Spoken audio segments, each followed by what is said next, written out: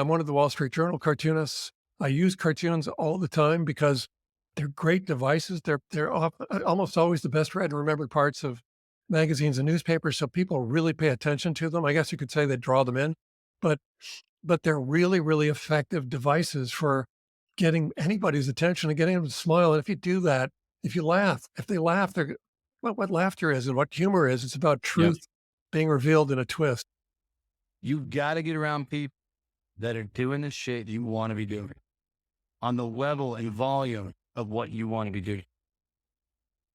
Go in and be the damn student. I could learn every person in this room. Think about how you talk about your business. Yes, passion sells. Because you can't carry on a real conversation outside the passion. You're going to lose. So the whole point of all is one, show up as you, fucking loud. Two, get yourself in frickin' rooms that scare the shit out of you. It's really about looking at those things that you know will move the business forward and doing them anyways. Thank you for allowing me to always show up as me, and thank you for showing up as you. All right, this idea of weeds has got me fuddled. Walk me through, what the hell is a weed strategy? Hey, by the way, I just want to make sure you noticed that I wore the right T-shirt for it. Weed officer His shirt T-shirt. says Chief Weed Officer. That's awesome. That's awesome. So we're gonna talk about weed strategy and about how to grow your business and why would your business have anything to do with weeds? And I think it might be helpful to tell sort of my origination story about that a little bit. Does that make sense? Please, So I please. was driving Yep. down the Santa Monica Freeway many, many years ago, and I spotted this dandelion growing from a crack in the concrete median. Well, so I think of it like, well, anyway, if you think about it, and first of all, that's something that we've seen a million times before. Everybody in our lives, those weeds are growing out of cracks everywhere. So, so that wasn't unusual. But I just noticed what I noticed about it was that it had those happy yellow flowers and those seeds flying around. It looked like it was having a blast out there in the middle of the freeway running its process. And I just thought, that's incredible because you know you might wonder, well, how did it get there? And we know exactly how they get there. They have seeds that fly around and they probe every possible opportunity to take root. And so, that's obvious. But if you think about other plants or trees, like there are no oak trees growing out of cracks in the concrete median or rose Right. bushes or petunias. Most of them don't have that. Well, let's just face it. I mean, the dandelions have this unfair advantage in the way that their seeds are made and how they work. So they don't just drop at their roots like acorns and pine cones and everything else. They fly around. They've got an unfair advantage. So I just wondered, well, what is it about? And the other thing is, we all know what it means to grow like a weed, and I was just wondering, what is it about weeds that makes them so special that they can pull off these things that other plants can't? And do they have a model like that? Are they all doing the same thing? Is there a unified model for growth? And if there is, what is it? And can we apply it to our businesses? And that set me on this long, long journey that culminated in the book, How to Grow Your Business Like a Weed. And what I discovered was they do have a model. They're all doing the same thing. They do it in different ways, which is really cool. Kind of how we do it in business. Business is a very creative enterprise, and so there are all kinds of expressions. They're never the same, unless people are copying, I suppose. But they're Yeah. never the same. So same with weeds, but they're all doing the same thing. They're all following this model that I think is actually probably a theory of everything about growing anything. So I love this. When you think about the dandelion as a whole, there's this dandelion that you could almost challenge, beat all possible odds to grow in the most random places. And you talk about this unfair advantage, right? So for us, we run these B2B networking groups, service-based businesses. We're bringing people in, and there's big competition, all across the board. And I'm never really worried about competition, but I've recognized that they're there. The biggest organization on the planet's got 400,000 members in it and has done an amazing job at cultivating that community. Some of the other competitors charge a hell of a lot more higher prices, are doing more kind of private elite rooms. We're caught somewhere in the middle of those two types of companies and out there. So, how do we as a company start thinking about what is our unfair advantage? I mean, we've done a lot of things like we're virtual, we don't allow MLMs, and the likes into the organization. But how would I go about creating unfair advantage for myself or for our companies? Well, I mean, first I should explain that that model, how this all fits together is that the weeds all do the same thing. They all leverage a fierce mindset. I like to think that something without brains can have a mindset, but watch what they do in your yard. They have a very, I mean, they come right back. They're persistent and aggressive and resilient, and they're natural collaborators. So they have a definite mindset, and they leverage that fierce mindset and unfair advantages against collective scale. And they do it according to a process that's, well, in their case, millions of years old. They've been working at this process for a long time. And so, what's interesting about their process is really it's their evolution, and it's just programmed into their DNA. They all run the same process together, and that's what makes them so powerful. That's what makes them grow like crazy. So, so coming back to unfair advantages, I think one of the things that I see being your unfair advantage is your business is about networking. So you have a network. I mean, it is a network, and so I would say that maybe Yep. your biggest advantage is the people that you have in those networks. Would you agree? But I would think that probably a lot of growth in your business maybe it all comes directly from the people that are part of the network. Does Yeah, that does that we're make very sense? much a word of mouth. Yeah, yeah, we're definitely a word of mouth based company. So we are heavily dependent on getting the members of our chapters to bring more people to the playground because they know and they've discovered the more people they bring to the playground, the more opportunities they get for their own business. Yeah, So, and we constantly tell people, man, you want to be sitting around people each week that you would be proud to introduce to other people, right? And you create yeah, this yeah. environment of a bunch of people that are all going for it, and you want to be around and are excited to tell other people about them. That kind of our biggest unfair advantage, I think. So I think, and I don't know what you do. We're going to talk about it because I'm coaching you, but I don't know quite what you do yet to cultivate that. But the more you can cultivate it, the better. The thing is, you wouldn't offer them, let's say, I don't know, some sort of a cash incentive to do it. That's the wrong Right. approach. The right approach is they go in and they just get incredible value, and they're just like they can't wait to get to the next meeting, and and really, here's the bottom line: they're growing because they're part of the network, and when that happens, they're going to Yep. be telling anybody. Well, they won't tell their competitors, but they'll tell friends and colleagues, "You got to join this thing because, man, you wouldn't believe what I'm using what I'm learning there, and it's incredible." And so, and I know you have a story, you have a backstory that because we've spoken before. You have a backstory that I think probably helps. But I think really I think one of the big unfair advantages you have is that you have this giant engine of stories that and we know they're happening out there Mm. because they're part of your network. So what are those stories? What are people experiencing because they're part of your Yeah, I network? love that. Yeah, that would be Um, huge. Another thing is you could even sort of, well, I don't know whether this is gamifying it or, well, we'll use the word gamify for now, but does anyone have an award right now, some sort of networking award?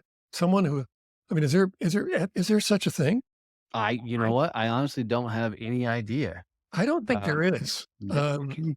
I mean, well, certainly I don't know of one, but it would be really cool to start like a competition, or well, an award, an annual award, let's say, of just how do we put it? Because I've not thought about it until right now, but just what are the effects of being a part of a network? We all know we've heard the expression, just your net worth is your network or something like that. Your network is your net worth. Yeah. Um, Yep. you need a better one that you can own, but something along those lines, something that has people saying, "Yeah, you know what? That's true. Gosh, so much comes from my network, and the more I build it, the more successful I am. I like the idea of awards. What I don't know is what particularly we should award for. Right, You right. know, what is that? So if you think about it, these people, we call them champions. So the champions show up each week in a virtual 1 hour meeting. In that meeting, they're going to get a chance to introduce themselves. They're going to get some tremendous education. There are going to be breakout rooms to where they can collaborate, interact, and network. And ultimately, they're going to get a ton of introductions to the right people, the right opportunities, and the right places. So we're proactively creating an environment for them to grow their business. Yeah, yeah. So I don't want to create awards for, okay, you gave an introduction like or something like that, because that should be the Yeah, natural no, progression of it. yeah. I think it's the best stories. Like, what was the biggest result of one of the, of an introduction that you received? What was the biggest result of an introduction you gave? I don't know, something like that. Wouldn't those be cool? Oh, I Because, like that.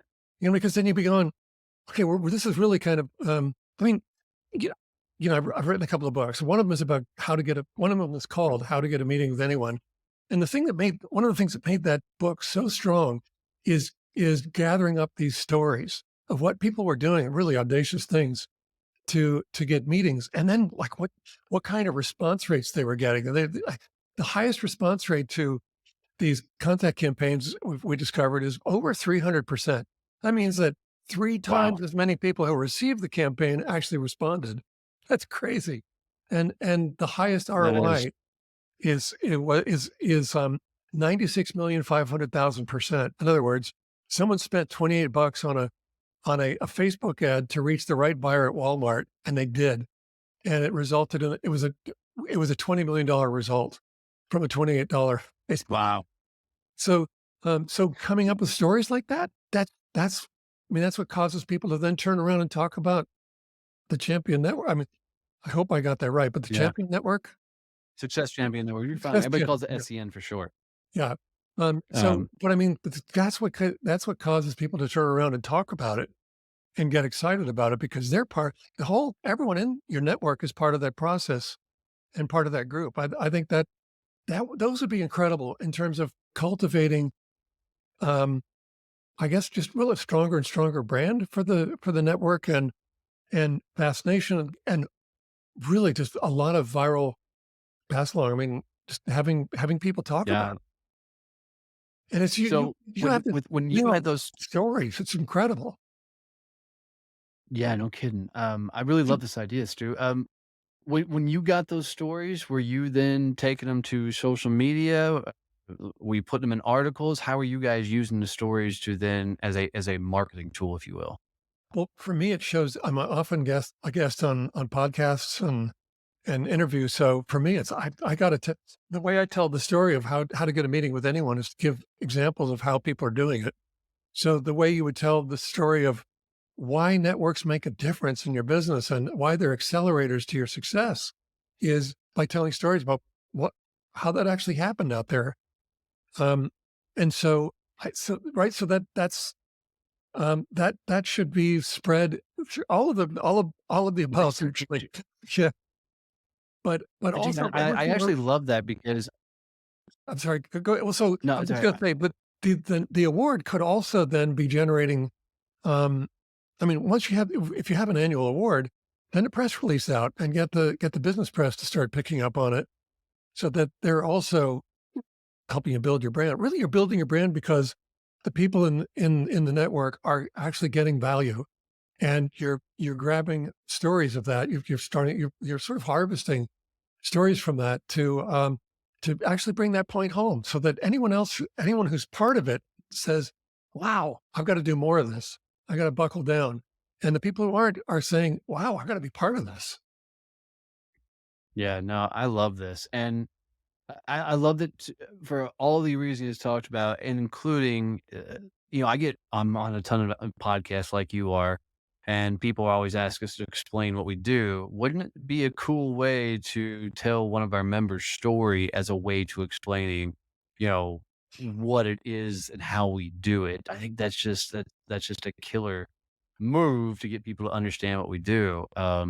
And it's a really cool concept, Stu. I really appreciate this. And we're going to have fun with that.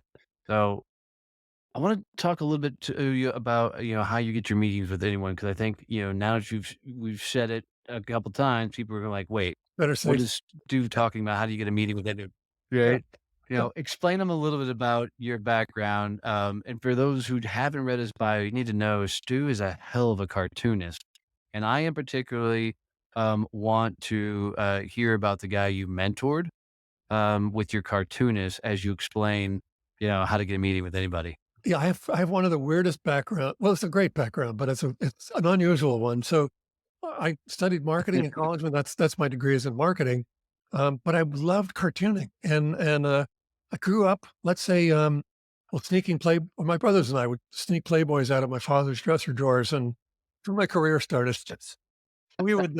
Wait, we're still talking about the cartooning career or Yeah, because I would, we'd know. Of course, we read the articles and the it was a big joke about Playboy, right. but I was looking at the cartoons, and they were extraordinary. They were really really good cartoons, great cartoonists in the magazine. And I was wondering, who are these guys? I mean, I was 10 then. It's like, who are these guys? How do they do this?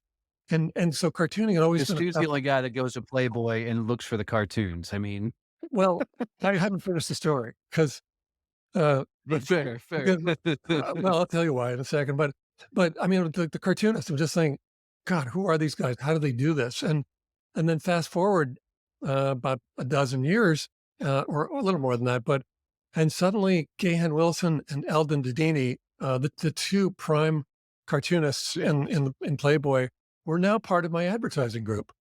And Oh, wow. then I started pulling in others because I wanted to work with them, but I was figuring, well, my innovation was to create direct mail campaigns for magazine publishers for subscriptions. And my innovation was to include this or use this personalized cartoon on the outer envelope or set the front panel of whatever it was, the mailer or whatever. Um, and and we really got it down. And the thing is, I didn't want to just offer my cartooning. I wanted to offer a whole stable of cartoonists, like the best cartoonists in the world, as part of my stable of cartoonists.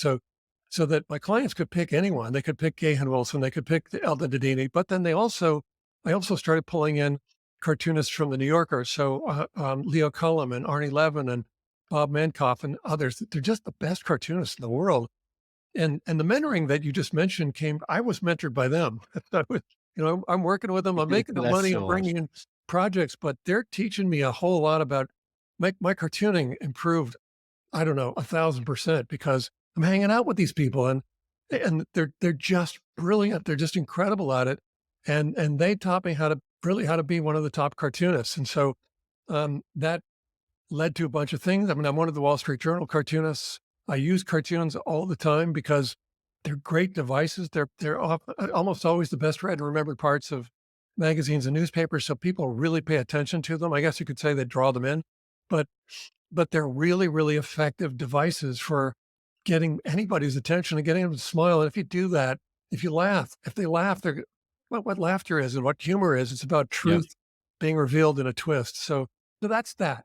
And that led to, I've sent these out to, I mean, just to reach the people I needed to reach in the magazine business. These were VPs of circulation and consumer marketing. And what I needed to do was reach about 24 people. That was it. And if I did that, I had full penetration of the publishing industry. Yeah. And so I put together this little campaign, sent it out. It was a print of a cartoon, each cartoon about each recipient, with a note saying, "This is the device I just used to beat the controls." In other words, set new response records for Rolling Stone and Bon Appetit. Those were my first two assignments.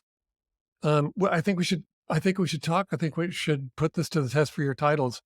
And I was just curious, what you might think I would have gotten. What do you suppose I got for a response to a campaign like that? Well, knowing that it's a prime target and a prime audience, and you come with an ROI proposal, I know when I used to do that with direct mail, and we could get upwards of an 80-90% response. We could get a high response if we knew the Yeah. exact target and the exact message we need to put in there. Yeah. Well, you're very, very close. 100%. All of them responded. All of them agreed to meet. All of them That's became awesome. clients.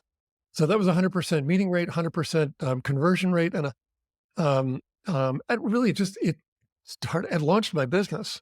It was worth millions of dollars, and it was one campaign to 24 people, and so that set me on this um, journey to like, first of all, indirect response, right? Creating those big direct mail campaigns. Everybody in direct response was saying 100% response rates are absolutely impossible, and isn't that interesting? Because we both have had Yep. different experiences than that. Well, Uh, but it turned and out that's what was there's going on. I mean, just so, we're telling a very similar story, and I'll explain mine, then I'll give it back to you, but when I sold commercial printing, I did direct response, direct mail, and what we did is we partnered with the YMCA across the US, all the US, and what happened is when somebody toured a YMCA facility, they were asked very particular questions on the tour of what things were they interested in and what, things were they really enjoyed. When they left, the person who did the walkthrough sat down and typed out all the responses in a little form we created for them that basically put together a drop-down menu. They would then that information be sent to us, and we would send off a customized direct mail piece saying, "Hey, thanks for touring the YMCA. We know you like the pool area, the gym area." It was customized 100% for them. They had an 80% response rate of people bringing those back in and becoming a member of the YMCA because of the detail of it. So that's how we were able to do it. It's very similar. Captive audience, captive message, it works really, really well. Tony, that's incredible. That's really brilliant marketing, and yeah, that's that's an incredible story. Right? Yeah, yeah. But that's the point is, with the way you guys were doing direct mail to get in there, it's insane. I had a young kid once upon a time want to be on one of my podcasts, and he knew he didn't have a very big story. They knew he hadn't done well. I think he lived a cool life, and he wanted to be on my podcast because he loved the show. The dude drew my caricature and sent it in and said, "I don't have much of a life and story to do it. I love your show. Would love to be a guest." Nobody else had ever done a caricature of me, right? That's So pretty I cool. instantly reached out, brought the kid on.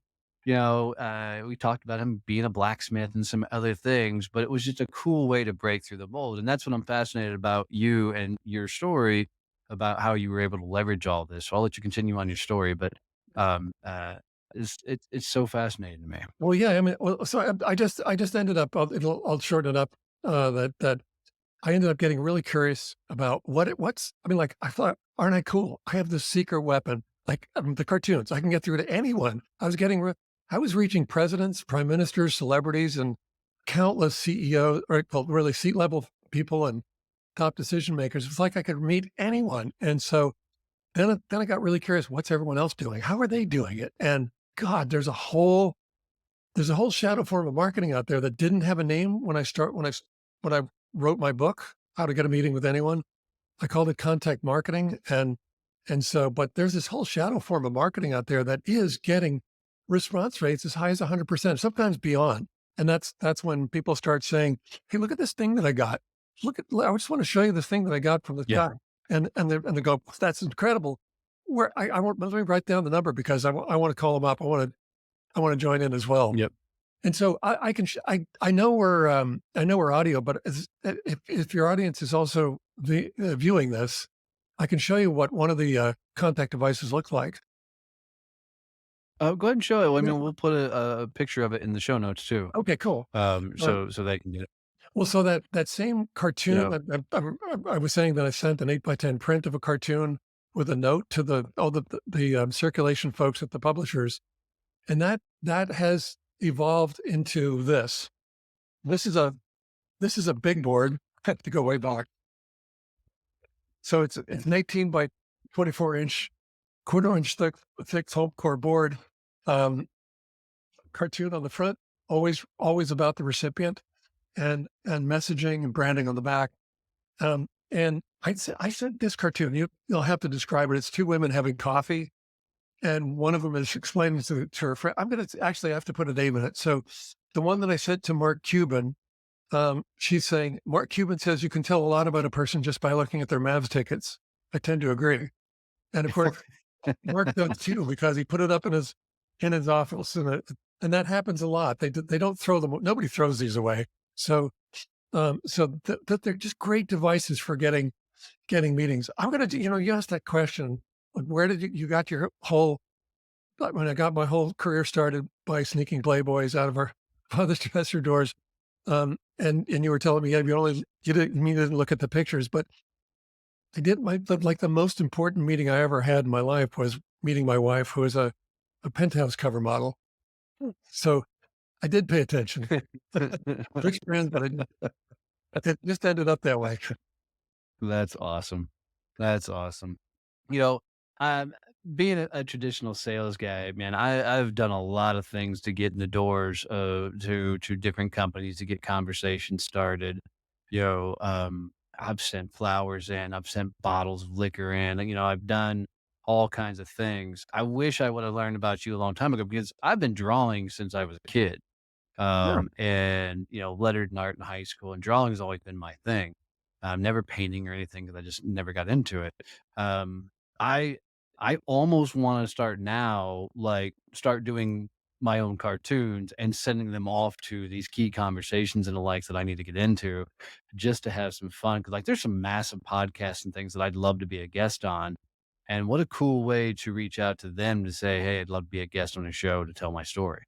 Yeah, I'll tell you what's So really good about that is, of course, I don't know what your cartoons look like. I don't. Maybe you don't either yet, but whatever they look yeah, like. I've really never done the whole cartoon side of things, so that'll be a whole new venture for me. Yeah, yeah. Well, I'm just going to say though that if you did it and maybe it came out funky because I don't know what it'll turn out like. It takes practice, so it doesn't matter. What's really going on is it's very humanizing. I mean, it makes you well, it Mm, creates this human to human connection. This guy sat down and drew me this cartoon. This is really cool. And it's about my podcast, and yeah. I really appreciate. They just appreciate that, and it just like the kid you mentioned a moment ago who sent you the caricature. It just that effort that he took stands out, makes him stand out, makes him a human being. No. How do you come up with the creative sayings like, Mark Cuban can judge people by or tell a personality by their MAB ticket type thing? Where do you come up with those concepts and ideas and things like that? Oh man, it's one of the most. I think it's one of the most challenging things that I get to do, and they don't Yeah. just they don't just pop out. But I don't know. They're just these funny things that happen, um, and you might overhear someone saying something and think, okay, that's it. That's a cartoon right there.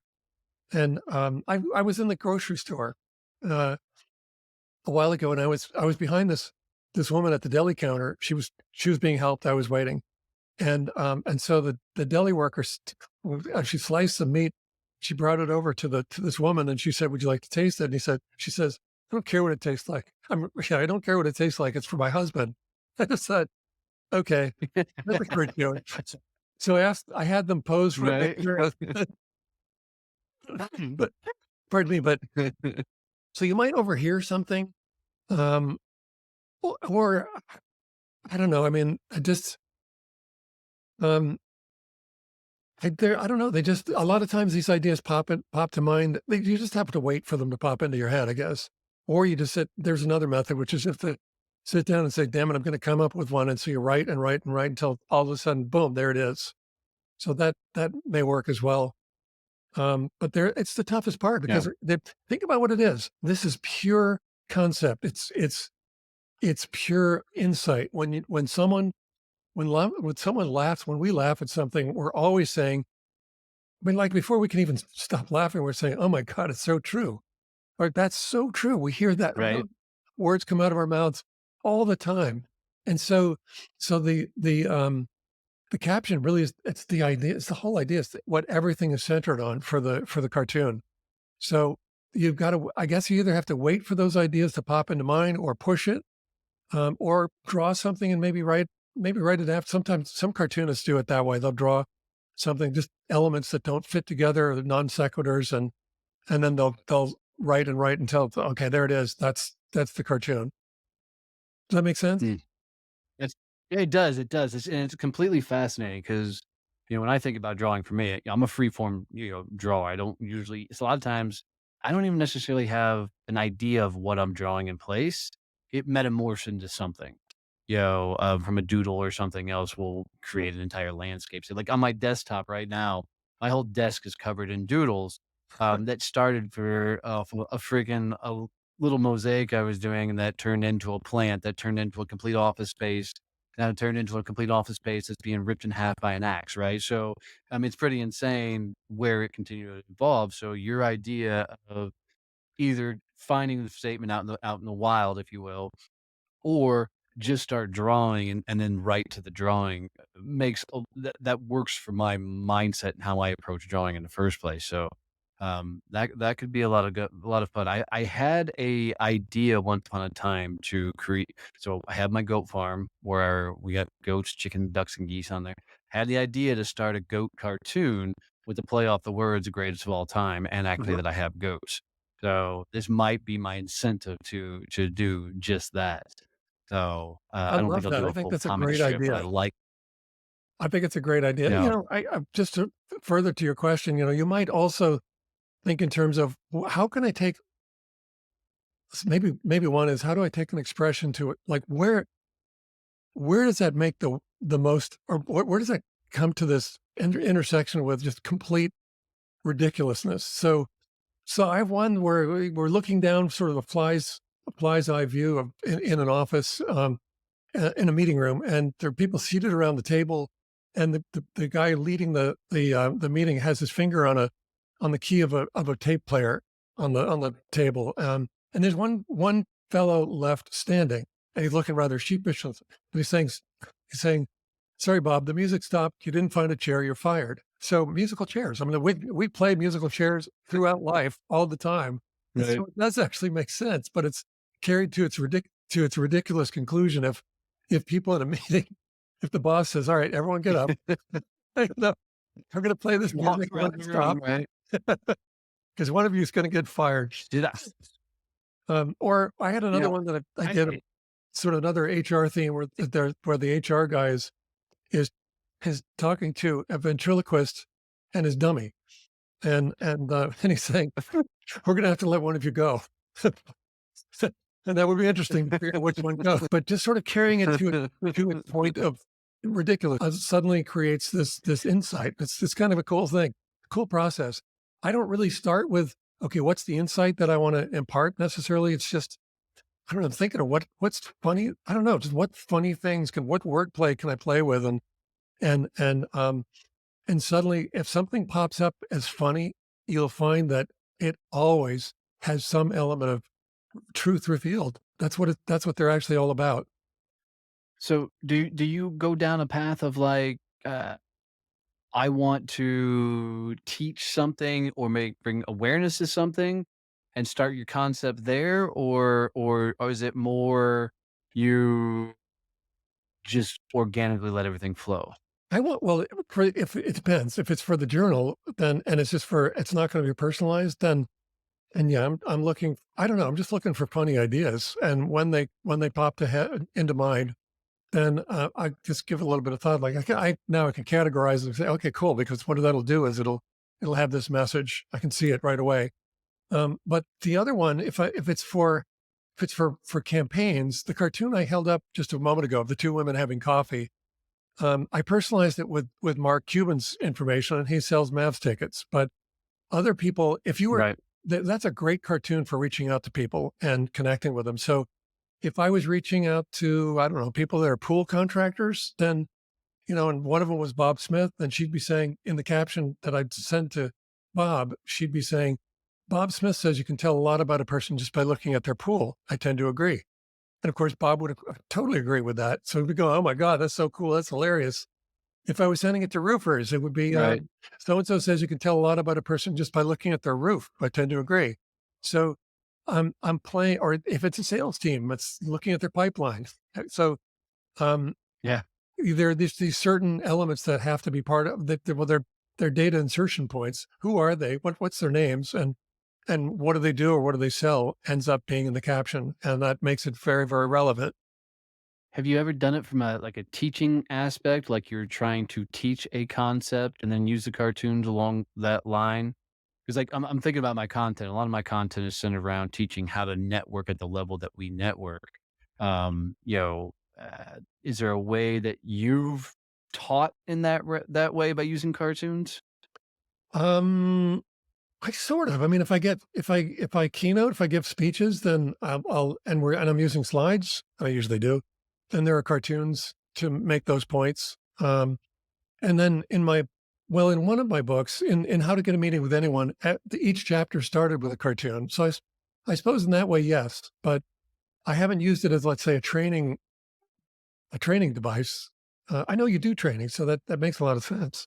Actually, Yeah. the point is, Well, it's drawing literally, it's drawing out a point of agreement. So everyone sits there, laugh, and they go, "Huh?" But that's really true. Yes, I agree.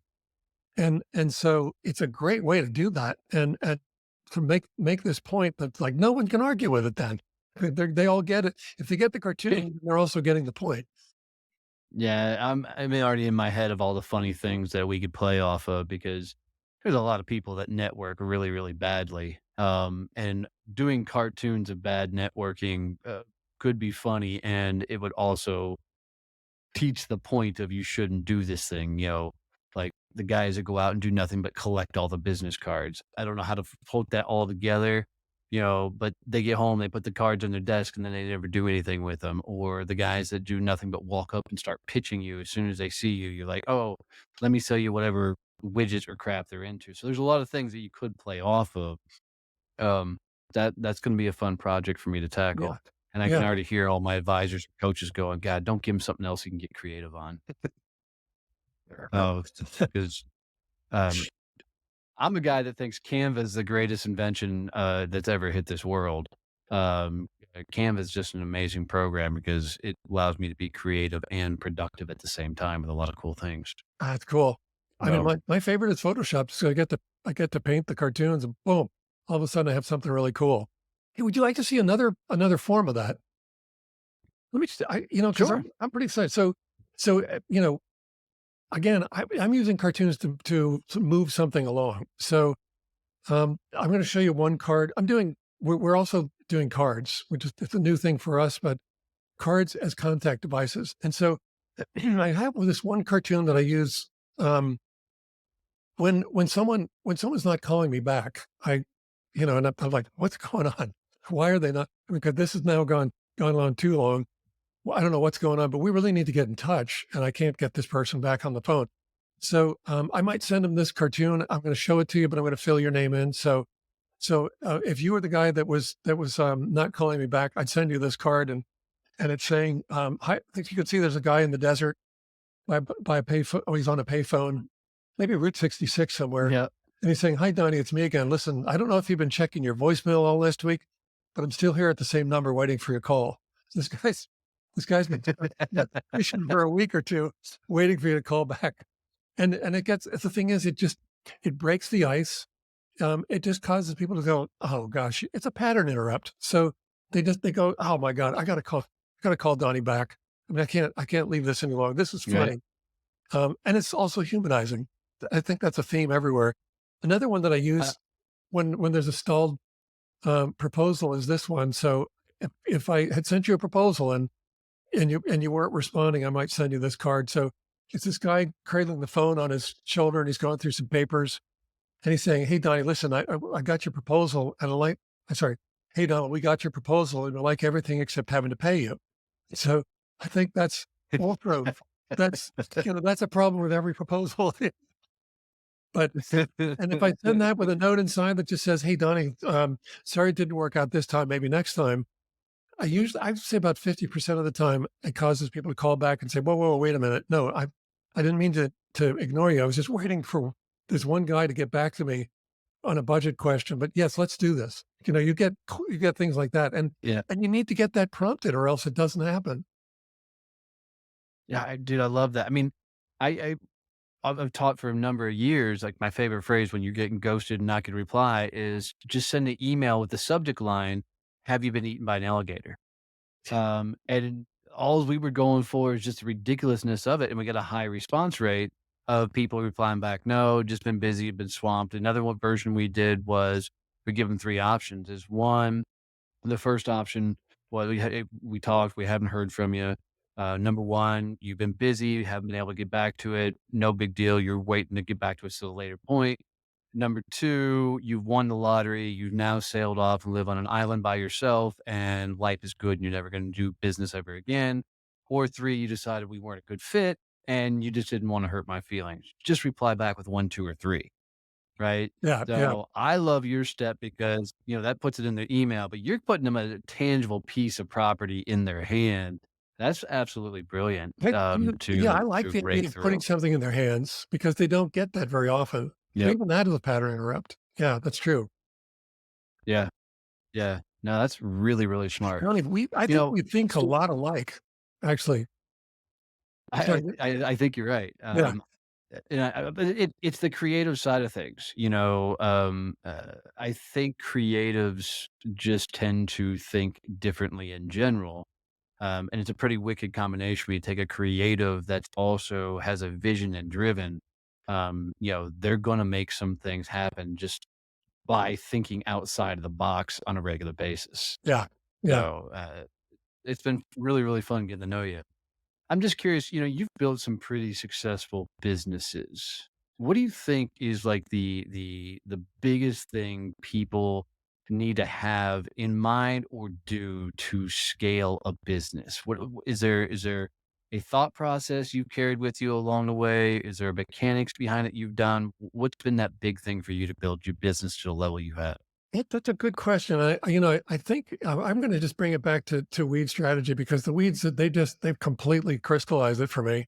Mixed metaphors, but they've really just made it very, very clear to me that we need unfair advantages. No business will stay in business without them. So what are yours? And what kinds of new unfair advantages can you cultivate? I have some. I mean, I'm a Wall Street Journal cartoonist. That's been a great unfair advantage in certain circumstances. It causes when my cartoons appear there, then they reach or a couple million readers. So that's a great thing. I have a couple of books out, and one of them I think seems like it's going to be kind of a classic in the sales arena. It was named one of the top 64. Well, it's How to Get a Meeting with Anyone. But it was named one of the top 64 Right. sales books of all time, and we're about to we're working on updating it, so we'll have a new edition of it coming up in about a year. It just seems to Awesome. keep going and going. So that's a great unfair advantage. And um, yeah, I mean, I've got a bunch of them, but I guess the other one is just the collaborations that I'm doing. So and that's a different category. So it's unfair advantages, and then who can you collaborate with? And I think Weeds would ask us if they could talk to us. They wouldn't ask us. They'd say, you need to, if you want to grow, you need to team up with the smartest people you know as fast as you can, and come up with collaborations. And I'm doing that. In fact, I think you and I might end up doing one. I'd love to do one with you. I mean, For one of the sure. things I'm doing is Yep. I'm teaming up with some of the authors I know and other just some of the most impressive people I know, and we're putting together growth summits in bucket list locations around the world, and that's going to be a blast. That's just going to be an absolute blast. In the meantime, though, we expose each other to our audiences, so each of us gets a big benefit 100%. from it, and we're combining what our specialties are. Mine was weed strategy and growth strategy based according to weeds. And then if I'm teaming up with, let's say, Mark Hunter is one of the top sales authors, then it's sales is fuel for growth. These things are going to mix really, really well. So so it's also then just the spirit of radical collaboration. How can I collaborate with as many people as possible to expand my market, to expand my brand, and to expand my opportunities, to expand the people, that the amount of people that I'm gaining access to, and creating these really interesting um, uh, combinations. There's a guy, I don't know if you know Daniel Disney. Daniel is he's a big influencer on LinkedIn. I think he has a million Sounds really followers familiar. on LinkedIn. That's a pretty big following on Wow. LinkedIn. Yeah, that's And a big he number. once asked me, "Hey, would you ever do a course on creating cartoons, or just cartooning, and but apply it to sales? Do you offer a course like that?" I didn't, but I'm just thinking, who better to team up with to do a course on cartooning for sales than Daniel Disney. I mean, think about his last name for once. Right? But he'd be amazing. He'd just be Right. amazing. Yeah, So, absolutely. so we got to find those really golden opportunities for these great collaborations. And when you do that, like everything just changes. It just changes. So unfair advantages and radical collaboration. I mean, even with your clients, find ways. We just discussed it with your networking company, but because the networkers are your clients, and you're finding ways to Right. collaborate with all of them, really. So that I Absolutely. mean, just the spirit of radical collaboration is key as well. We don't do it on our own. Yeah.